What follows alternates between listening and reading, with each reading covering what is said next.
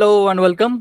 तो बहुत से सब्सक्राइबर्स रिक्वेस्ट कर रहे सर वॉलेट्स के बारे में बताइए। अभी बहुत से एक्सचेंजेस यूआरएल वगैरह ब्लॉक हो चुकी है, तो वो मैंने वीडियो बनाया वैसे।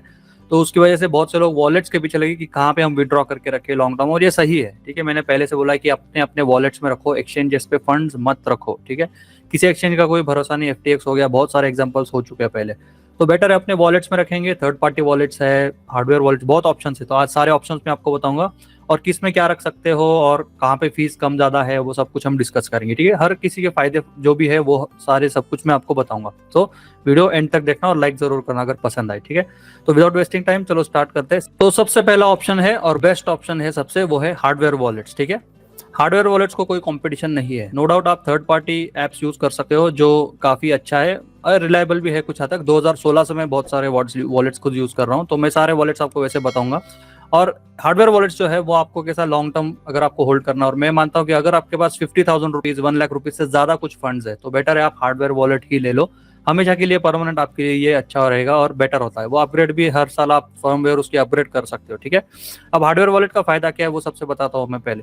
हार्डवेयर वॉलेट की वजह से क्या होता है कि आप जब कभी अपना हार्डवेयर वॉलेट प्लग इन करते हो तब ही वो प्राइवेट कीज एक्टिवेट होती है और तभी वो वॉलेट एक्टिव होता है। ठीक है, तो अगर आपके पास हार्डवेयर वॉलेट है उसकी प्राइवेट कीज उस हार्डवेयर वॉलेट में स्टोर होती है, जो बाकी ऑनलाइन आप खुद भी प्राइवेट की देख नहीं सकते उस वॉलेट की। ठीक है, तो ये एक फायदा होता है। जब भी आप प्लग इन करोगे यूएसबी जैसे, तभी वो वॉलेट कीज एक्टिव होती है और तभी आप उसमें से विड्रॉ और डिपॉजिट कभी भी कर सकते हो।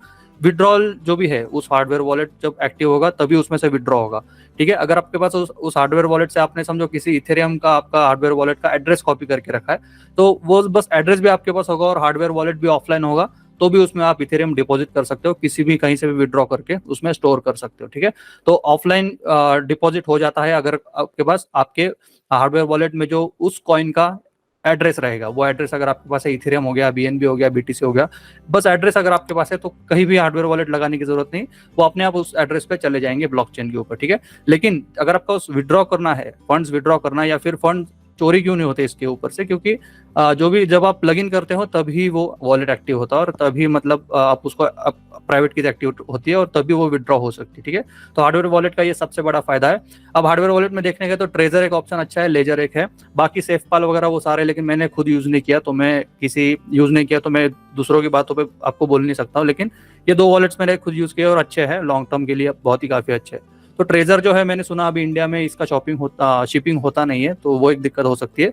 लेकिन लेजर अभी शिप हो रहा है इंडिया में, 8,000-7,000 के आसपास ये वॉलेट पड़ता है आपको। और अगर आप जब आपके पास ये बाहर की कंट्री से आता है ना, ऑफिशियल वेबसाइट से जब आप ऑर्डर करते हो, तो ऑफिशियल वेबसाइट से आने के बाद वो आपको इंडियन जो भी कुरियर सर्विस है वहाँ पे थोड़ा कस्टम वगैरह भरना पड़ सकता है, 2,000-3,000 रुपये भर के, फिर वो आपके पास घर पे डिलीवरी हो जाता है, या फिर डिलीवरी के वक्त आप कस्टम पे कर सकते हो। तो थोड़ा कस्टम पे करना पड़ता है, लेकिन बहुत वर्थ है। ठीक है, ये हार्डवेयर वॉलेट अगर आप बाय करोगे ना, बहुत वर्थ है।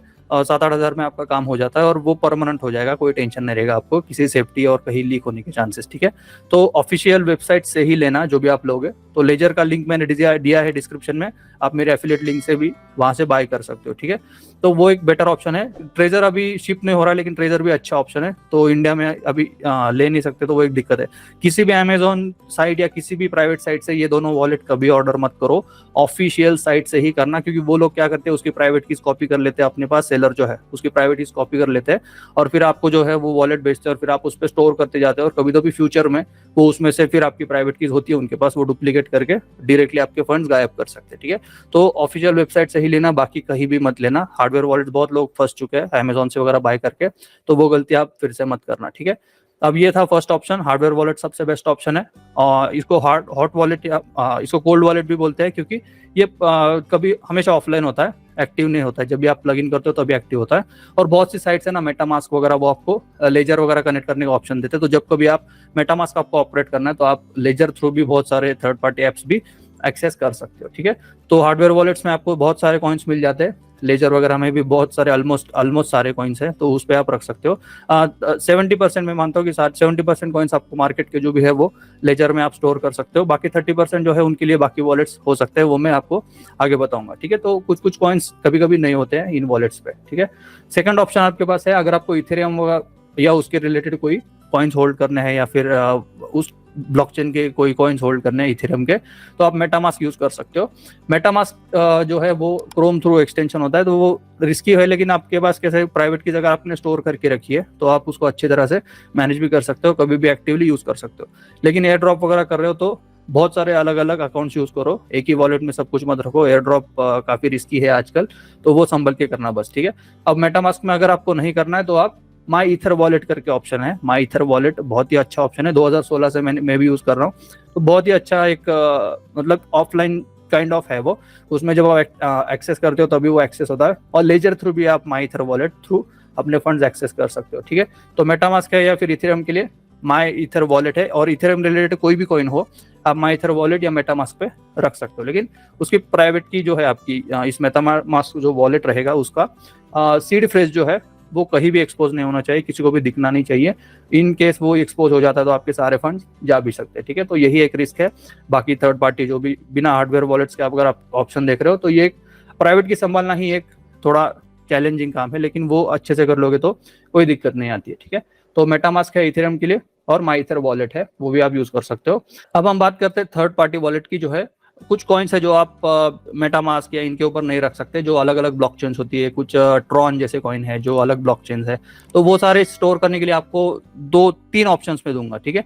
अब सबसे पहला ऑप्शन है एक्सोडस। एक्सोडस नाम का एक बहुत ही अच्छा वॉलेट है, 2016 से मैं खुद यूज कर रहा हूँ, काफी रिलायबल है, अच्छा है। बस उसकी प्राइवेट की आपको मतलब जो सीड फ्रेज है वो संभल के रखना है, वो कहीं भी लीक नहीं होनी चाहिए, ठीक है।